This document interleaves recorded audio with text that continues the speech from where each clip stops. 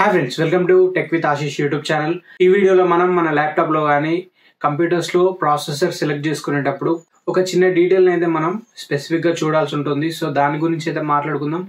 వీడియోలో మీకైతే ఏ ప్రాసెసర్ మంచిది, ఏ ప్రాసెసర్ కాదు అనే విషయం అయితే ఉండదు.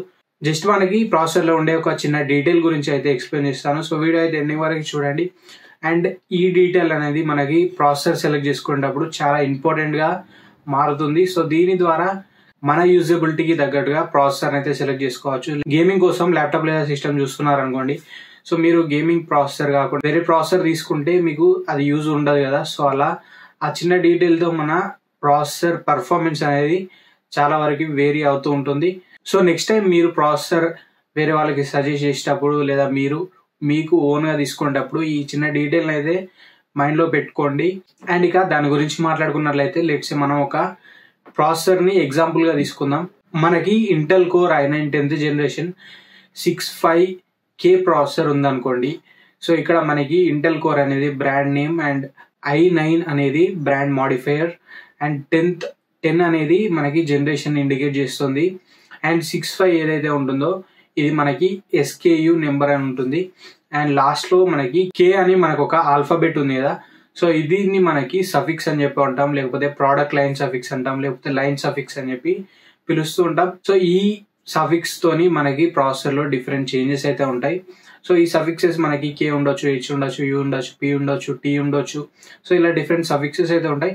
ఒక్కో సఫిక్స్ ఒక్కో రీజన్ ఉంటుంది అండ్ ఒక్కొక్క ఫీచర్ అయితే హైలైట్ చేస్తూ ఉంటుంది. లెట్స్ మనకి ఇప్పుడున్న ఎగ్జాంపుల్లో K అని ఉంది కదా సఫిక్స్. K అంటే మనకి అన్లాక్డ్ అని చెప్పి అర్థం. అంటే మనం తీసుకున్న ప్రాసెసర్ 3 GHz ప్రాసెసర్ అనుకోండి. సో K ప్రాసెసర్ ఉన్నట్లయితే మనం దాన్ని ఓవర్ క్లాక్ స్పీడింగ్ అయితే చేసుకోవచ్చు. అంటే 3 GHz ప్రాసెసర్ని మనం 3.25 GHz వరకు వాడుకోవచ్చు, 3.5 GHz వరకు ఓవర్ క్లాక్ స్పీడ్ చేసి వాడుకోవచ్చు అనమాట. సో ఇది మనకి ఎప్పుడైనా మల్టీ టాస్కింగ్ లేదా మల్టిపుల్ విండోస్ ఉన్నప్పుడు మనం ఓవర్ క్లాకింగ్ చేయాలనుకుంటే ఈ K ప్రాసెసర్ అయితే యూజ్ అవుతుంది. సో అలానే H ప్రాసెసర్ ఉంటుంది. H ప్రాసెసర్ అంటే హై పర్ఫార్మెన్స్ ప్రాసెసర్. ఇది మనకి గేమింగ్ సిస్టమ్స్లో లేదా గేమింగ్ ల్యాప్టాప్స్లో ఎక్కువ వాడుతూ ఉంటారు. సో గేమింగ్ ల్యాప్టాప్ ఒకవేళ మీరు చూస్తున్నట్లయితే H ప్రాసెసర్కి వెళ్ళండి. H ప్రాసెసర్ గేమింగ్కి చాలా హెల్ప్ఫుల్ అవుతుంది. సో ఇలా మనకి డిఫరెంట్ సఫిక్సెస్ ఉంటాయి. కొన్ని ఇంపార్టెంట్ అయితే చెప్తాను అండ్ ఎక్కువగా యూజ్ చేసేవి చెప్తాను. సో ఫస్ట్ మనకి K ఉంటుంది. K అంటే ఆల్రెడీ చెప్పాను, అన్లాక్డ్. అండ్ H ఉంటుంది. H high performance processor. And దీన్ని యూజ్ చేసుకొని మనం మన ల్యాప్టాప్ పర్ఫార్మెన్స్ అనేది కొంచెం హెవీగా ఉంటుంది. దాని ద్వారా బ్యాటరీ లైఫ్ కూడా కొంచెం తక్కువ ఉంటుంది ఈ ప్రాసెసర్లో. అండ్ U ప్రాసెసర్ ఉంటుంది. U అంటే అల్ట్రా లో పవర్. అంటే మనకి ఈ ప్రాసెసర్లో బ్యాటరీ లైఫ్ అనేది ఎక్కువ ఉంటుంది. సో బ్యాటరీ కన్జంప్షన్ అనేది తక్కువ ఉంటుంది. బ్యాటరీ ఆప్టిమైజ్డ్ ప్రాసెసర్ అనమాట. Y అంటే మనకి ఎక్స్ట్రీమ్ లో పవర్. అంటే U కన్నా ఇంకా ఇందులో మనకి బ్యాటరీ కన్జంప్షన్ అనేది తక్కువ ఉంటుంది అండ్ బ్యాటరీ లైఫ్ ఎక్కువ ఉంటుంది. సో మనకి U ప్రాసెసర్ అయినా Y ప్రాసెసర్ అయినా మెయిన్గా అల్ట్రా బుక్స్ అయినా నోట్ బుక్స్, సో ఇలాంటివి జనరల్ పర్పస్ ల్యాప్టాప్స్ లేదా సిస్టమ్స్ ఉంటాయి కదా.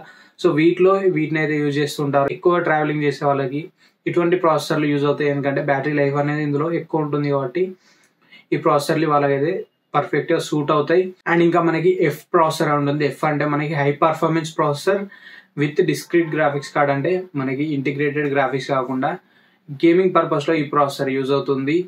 అండ్ ఇంకా ఇంటిగ్రేటెడ్ గ్రాఫిక్స్ సంబంధించిన ప్రాసెసర్స్ ఉంటాయి. G ప్రాసెసర్ అని చెప్పి ఉంటాయి. ఇవి కూడా ఇంటిగ్రేటెడ్ గ్రాఫిక్స్ సంబంధించిన ప్రాసెసర్స్.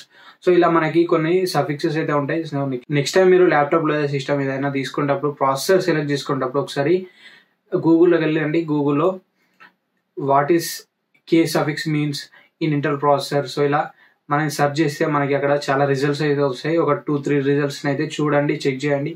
చెక్ చేసిన తర్వాత ప్రాసెసర్ అయితే డిసైడ్ చేసుకోండి. మీరు గేమింగ్ ప్రాసెసర్ కోసం చూస్తూ U ప్రాసెసర్ తీసుకుంటే మీకు అది యూజ్ ఉండదు కదా. సో ఇలా మీకు సూటబుల్గా ఉండే ప్రాసెసర్ని అయితే ఈ సఫిక్సెస్ని యూజ్ చేసుకొని సెలెక్ట్ చేసుకోండి. This is the video for now. Video అయితే అందరూ నచ్చిందని అనుకుంటున్నాను. వీడియో నచ్చితే లైక్ చేయండి, షేర్ చేయండి. అండ్ మరిన్ని ఇలాంటి ఇన్ఫర్మేటివ్ అండ్ ఇంట్రెస్టింగ్ కంటెంట్ కోసం మన ఛానల్ని సబ్స్క్రైబ్ చేసుకోండి. Thanks for watching. This is Ashish signing off now.